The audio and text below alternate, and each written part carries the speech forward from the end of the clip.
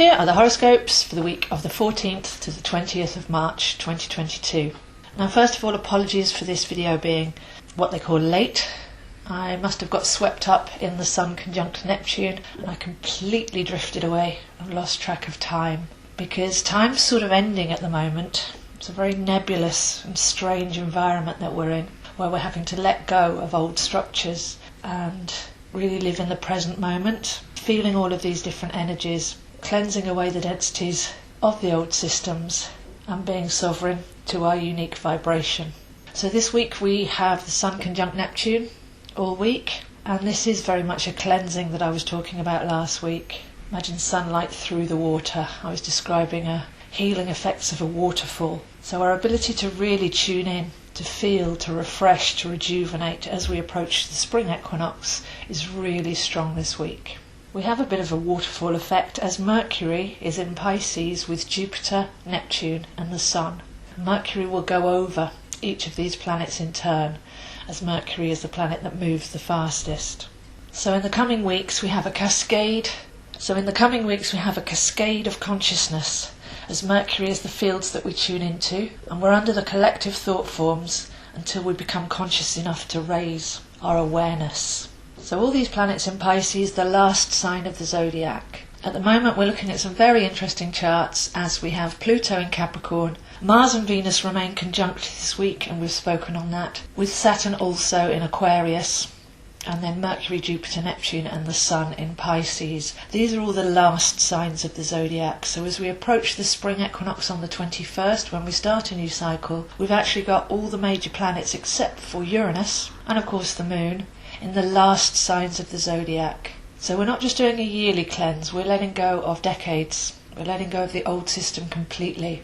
And as I say, this includes our belief systems with Mercury. We often act out of habit because we've got a belief about something. If we don't check in that that belief is true, which is what a Mercury retrograde's for, then we'll keep acting in the same way on the same core beliefs. But we've got the opportunity this week to really inspect the essence of where we're coming from and liberate ourselves from blocks and habits that we've just taken for granted. So it's very much a spring clean feeling this week as we approach the full moon on Thursday in Virgo. So the full moon is 27 degrees Virgo at 7:17 UK time, and the axis of Virgo and Pisces, we've got the moon in Virgo and a team of planets in Pisces, is like the daytime world and the nighttime world. It's like the earthly world and the spiritual world. These two come into balance at the time of the Virgo moon each year. We're looking at health and wholeness, holistic living, balancing the two sides of ourselves, doing and being, thinking and feeling. So the full moon comes along, brings something to a completion just before the ending phase of this equinox and the starting of a new cycle, with all the planets in the oldest signs of the zodiac.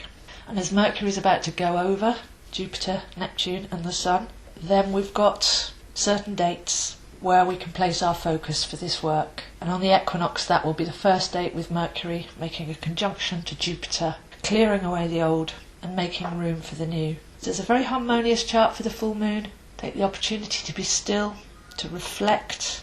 Some people think the full moon is a time of activity, but it's actually a time of reflection and cleansing, bringing things to fruition, harvesting under the Virgo full moon. So we can take this full moon as an opportunity to realise what we need to let go of, but also take the consciousness and the gratitude of all that we've learnt. Harvest those experiences. We don't need to keep repeating something if we've learnt the lesson, and Virgo is very much the student and the master.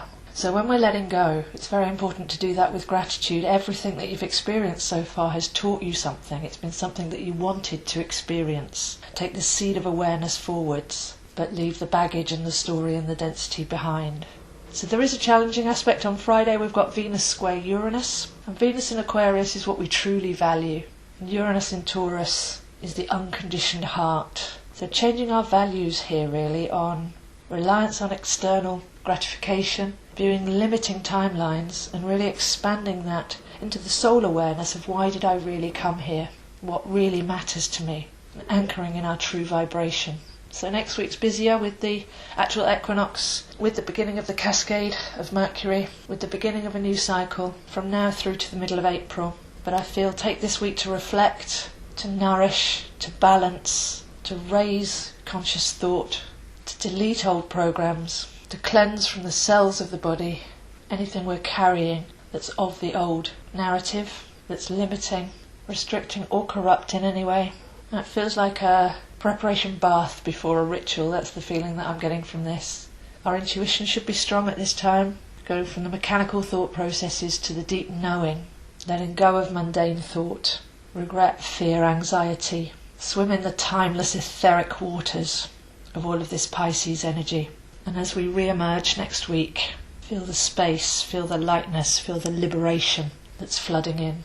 So if you'd like to see where this is happening for you, or if you'd like some help releasing old blocks, habits, mentalities that no longer serve you, I am available for chart readings, coaching and teaching, astrology, tarot, numerology and more. Please do contact me, zoeastro@gmail.com. I post all of these videos on my YouTube channel, Zoeastro. Please do click the like button, as apparently that gets the video out to more people. And I also post on my Facebook page, Zoeastro, and Instagram, Zoe Hines 7. So those are the horoscopes for this week, and I'll see you next week.